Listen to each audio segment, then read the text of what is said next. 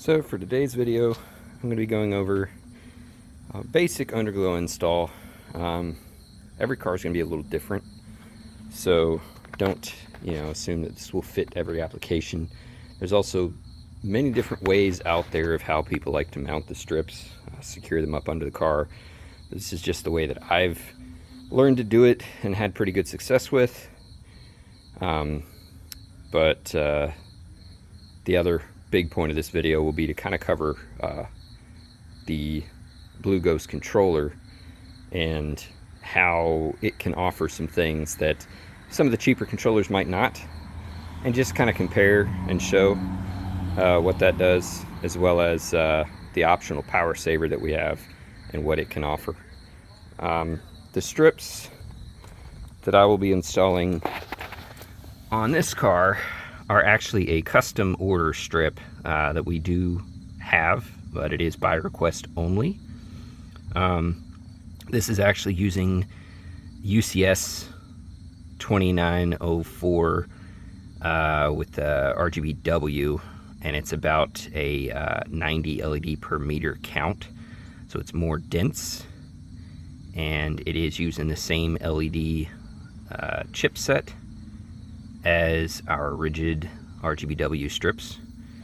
This was a custom kit I had made for this truck actually several years ago. It's been a while since I've been able to actually get it on the truck, but obviously I've tested it and all that. It looks really good, so anxious to see how it goes. The best bang for your buck is going to be the glow kits that we have on the site. We can get them in pretty quick for you, custom sizes if you want and all that, and price-wise you're about half the price of these. That's the main reason why we never really went into full production on them. Cost-wise, it's just not really competitive with Glow, but it is something different than what Glow's offering. So, if you really need that true white, we definitely can get something like this in for you. And, obviously we'll get them installed here and get you an idea on kind of output and how it looks. As for install, I like to use these aluminum rails. You can get them on Amazon for a couple bucks for a few of them. And in general, these strips fit inside of the channel pretty well. These are a little bit wider, being that there's so much power going through them. We actually used a 15mm PCB, and then they are coated in silicone inside of the silicone tube, so it is IP68. They fit pretty well in there. Glow strips also fit inside of these channels really well. As you can see, I've got this side installed just the way I have it. I just got it mounted to the frame rail there, just kind of shining outward. My hope is to try to maximize the actual visual output of the LEDs. Depending on the car that you have, you kind of got to work with the frames and the setup and how everything's laid out. Trucks are a little bit higher off the ground, so like at the rear of the truck, you'll probably be able to see the LEDs. It's okay for me in my application, what I'm doing, but it may not fit what you're going for. As you can see, I do secure every every foot or so with a zip tie, just to keep it in there, make sure it doesn't try to fall out at some point. I've seen people use glue, silicone, other things like that. There's a lot of different ways to do it. This is just the way that I've done it, and so far haven't had any issues since moving to the aluminum rails. Without the rails, there's just no support for them. I've seen people do other stuff and different tricks and stuff, and they seem to have pretty good luck, but I really do like the aluminum rails just because I can use self-tapping screws, screw it into the frame rail, then put the strip in and zip tie it secure, and it gives it a solid place to mount to, and it also just keeps it nice and tidy the whole way through. So I just got that one done. It wasn't too bad, took a couple minutes. Trucks are nice because they're nicely lifted. If you got a car, you can be on the ground a good bit. So these are for power injection. This is something you don't necessarily have to use. If you do not use it, then cut them off, because you do have the exposed tips of the LED. You know, you don't want that stuff touching when it's all hooked up. So in general, if you're just doing an underglow, even on my car, like I did underglow and wheel lights on my show car, and all I did was have to run one power injection line to the rear, and the reason for that is just to add 12-volt power and ground so that all of the power is not transmitted through the strip. These are beefier strips, and we're using beefier wiring here just because of the 90 count. So this is actually going to be a pretty power hungry underglow. I'll come back and I'll cut these off, and I may power inject at the end. I'm gonna turn it on, kind of see how it feels, how it's running. But being RGBW, I don't know that I'm really gonna need it, because at no point are all of the diodes gonna be on. If I need white, it'll just be the cob LED on there. So I may get away with it.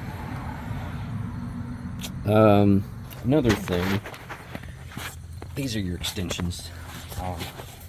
Pretty self-explanatory. Now this is the kit, the custom kit. If you were to ask for it, they have the beefier ones. Yours will look a little bit different for your extensions, but it's pretty simple. It just plugs into one end of the strip.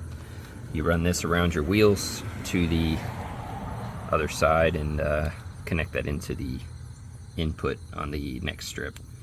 Make sure this is all secured, obviously, zip ties or whatever else you need to use to make sure it doesn't wrap around any wheels. As you can see, I got all mine secured. This is the nice part about the aluminum rail. I can extend my mounting point way back here instead of having to like tuck it or change the angle of the actual strip if you were to secure it to the body. Once again, I mean, this is a factor. If you're, you know, standing here, you can see the strip. It's a personal preference. What do you want? I want good output. I want it to look good shining on the ground. So I'll be okay, and I'll just accept the fact that I can see the strips. Some people might have an issue with that. So, you know, just keep that in mind how you mount them. This is not the only way to mount them. This is the way I'm mounting them on this car. The aluminum rails, obviously, I do recommend. I think that makes life easier, but if you have a better way to do it, totally your call and your idea. A lot of this is kind of unique to each car and the best way to mount things. So just kind of giving you my ideas of things that I've heard, learned, or been told that I found work. And I'm gonna get the this run and get the rear mounted up, and then we'll be ready to move on to controller. So now we're going to get to controller install. In mine, I'm not even really going to show you most of it, because I did mine using just different older test pieces and stuff that, you know, it's something I wouldn't send, so it's not a good representation of what yours will look like. But the basics is going to be your power and ground. Black is ground, red is power. Go straight to the battery. I don't know why people get this in their head that a ground on the frame is better than a ground on the battery. All frame grounds go to the battery. The battery is your best ground by far. If this ground is bad, this will be worse. Always. So that is your best ground. That is your best power. If you have a car like a Charger or something like that that doesn't have the battery under the hood, I know in the Chargers there's a little tap right by the fuse box that you can go to or something like that. Cobalts are the same way. Most cars are under the hood, goes directly to the battery with it. And there is an inline fuse. Actually, I believe I forgot to put one in here because I just finished this controller. So I'll have to put a fuse in there, but there will be a fuse in yours whenever you get it. Power and ground goes directly to the battery. You will have 4 wires, well, 4 or 3, it depends how you want to send it. So like the way I decided to do this one, the brake line can be used as a party mode or as a brake line. I'm going to use it as a brake because I want to kind of maximize my underglow to be working with the truck more so than being a showpiece, because it's not really a show truck. So I want to use the brake and actually tie in the underglow with the brakes, whereas most headlights that I do, well, pretty much all the headlights that I do, and then, you know, the underglow standard will be to have this wired in as a show mode. So you push a button on a remote and it turns on your underglow without having to open the app. That's optional. Let me know if you want the brake. If you don't, it will automatically come with the brake as a show mode. The other ones are your DRLs. All of that will be marked. Once again, this is for my own use, so I didn't really do a true controller. I'm just trying to knock this out real quick, and I figured I'd do a video to kind of help you guys out a little bit on install. But you'll also have a DRL and 2 turn signal wires as well, and those will all be marked on your controller if you get the Ghozt controller with your Underglow kit. And you will have to figure out where to run those wires. I mean, I know because I know this truck, but you know, if you're new to this kind of stuff, it's just probing with your voltage meter to figure out which ones are turns, which ones are DRLs, and which ones are brakes, and then running that appropriately. So I'm going to go ahead and finish hooking this up. Then the only other thing is just running these, which are pretty self-explanatory. They just screw right in to the plugs that we'll have on the controller. So I'm going to get this all hooked up. So now it is nighttime. I had to run out and do some errands, but got the truck finished up. Nighttime so we can see everything. So kind of some of the cool stuff with the Ghozt that you're going to get that you're not going to get with a lot of the other controllers is the ability that things like the welcome lights and puddle lights and stuff like that. So when I unlock the car, you can see it all flashes underneath. And in the case of this car, the DRLs actually stay on for a little while. So everything is lit up under the car. So I can see what I'm doing, walk up on it. I have my DRL set for green right now, just to match the headlights. But you can set that at white as the natural color, and then, you know, pretty much whatever color you want.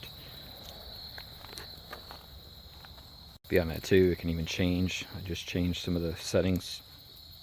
So now when I hit it, it flows. So my turn signals now will flow, then it goes solid. And you can see when the lights turn off, it'll actually do a different animation for the DRLs turning on and off. And this can run like this when you're running down the road if you want, like in white preferably. Any other color is technically illegal, but I do run green on my car. Haven't had any issues. You can see as it turns off, it cycles through like that. And then like in this truck, I can actually remote start it. There it goes, lights right up. I'll probably get the grill done at some point here, but you know, just got the underglow thrown on there real quick. I got my top demonized turned off.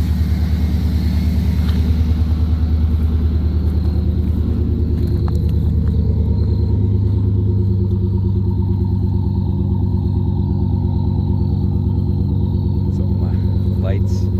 I do have brakes set as well on this one, like I said. Now this is not necessarily normal, but this is the way I wanted to run my controller, so that when I touch the brake, the rear strip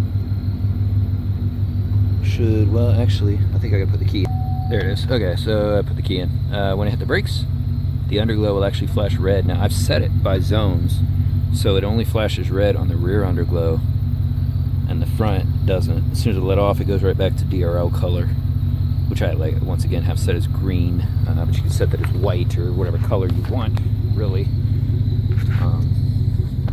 Legally though, white.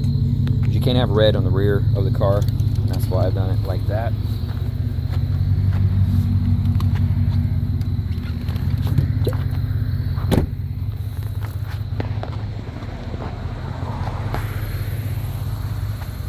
Gives you an idea of some of the things you can play with the underglow, things that you can do with it.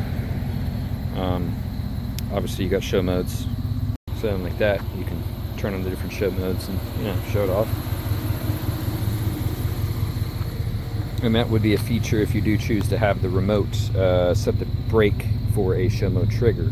You can actually just push a button and make them all start going right away, which may be a better option depending on what you're doing.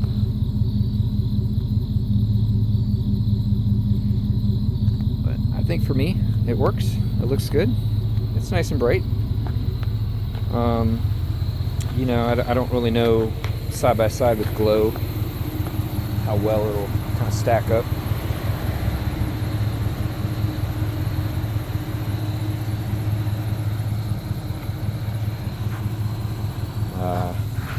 But, you know, just looking at it initially, I think it's pretty close. But that solid white, I like that. The solid white running underneath. It's a good look. DRL solid white like that.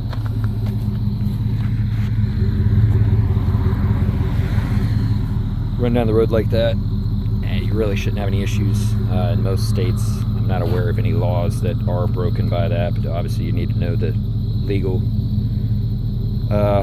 limitations within your state as to what you can and cannot do.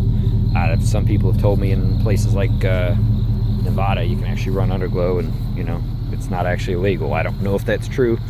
That's something you definitely got to check in your state to make sure. Virginia, it is not legal to have RGB underglow going.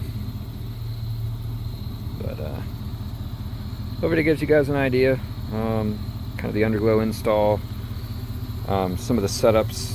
I may try to kind of show within the app and make that a part of this, of kind of the settings that I chose and where I've got everything set up at, and hopefully it'll make it easier to understand.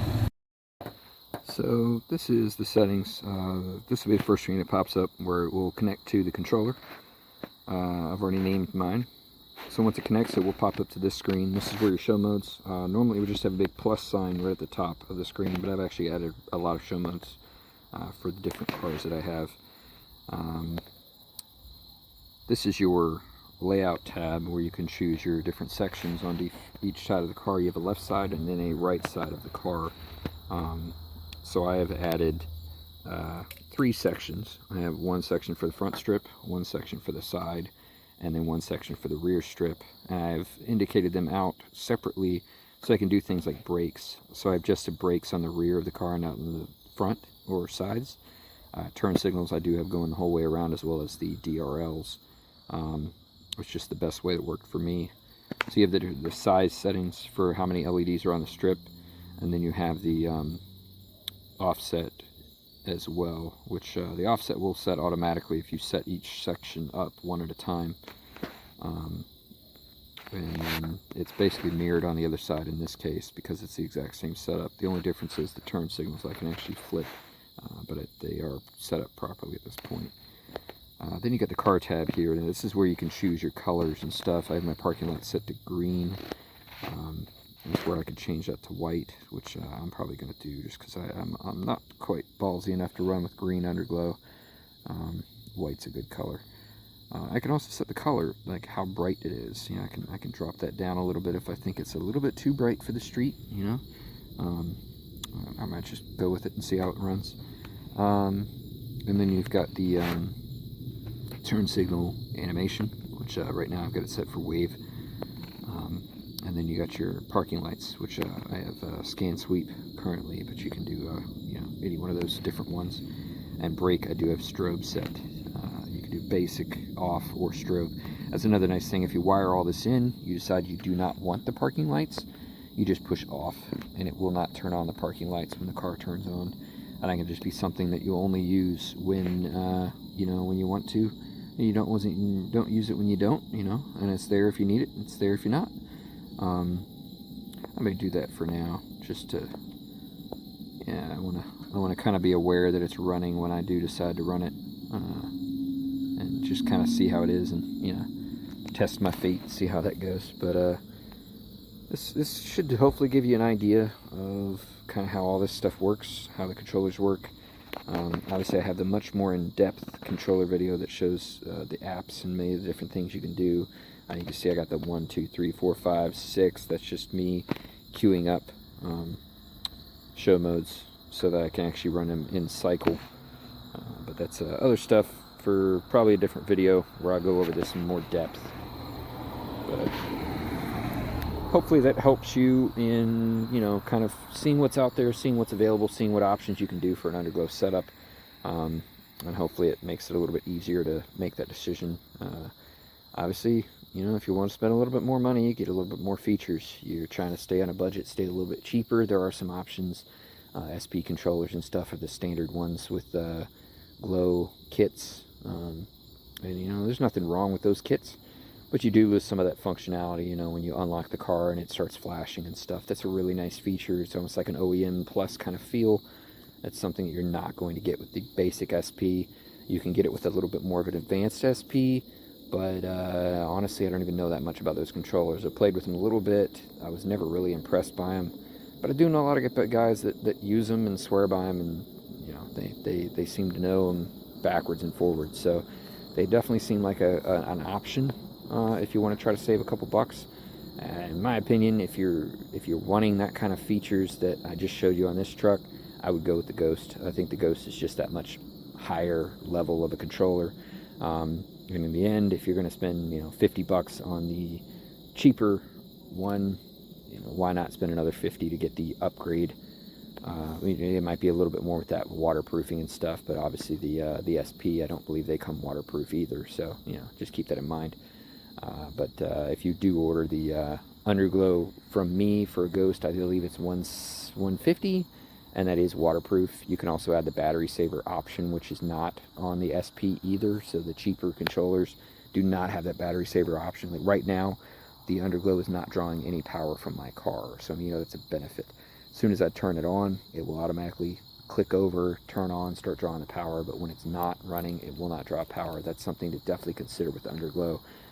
My power savers, it kind of makes it a little bit more automated, on and off, and you won't have those issues as much. So something to keep in mind when you're debating on the things and what to get. You know, an all-out kit like the one that I just installed today, you might be around $1,000. So just keep that in mind. That would include the controller, that would include the power saver, that would include all the Underglow, and that would be the RGB Underglow, the custom ordered stuff that I put on this car. So RGBW with the 90 LED per meter count, which is a little bit more than what you're going to get with the Glow kit, the Glow Industries kits. I believe they're still using 60 per meter, but it is bright stuff. So you know, so I don't want to make it sound like the Glow is not good. It is a very good. Think it more like a good, better, best kind of thing. Like Glow is good. It is good stuff. I think this kit is possibly better depending on your application. I really like the white. That was a huge part for me in this. I will try to get a side-by-side comparison at some point in the future. Maybe I'll get a Glow kit for my Legacy and then do like a little side-by-side in the driveway or something, and that'll be a better direct comparison between the two. I think your actual brightness level with what Glow has been doing, you might be actually pretty surprised at what it puts out.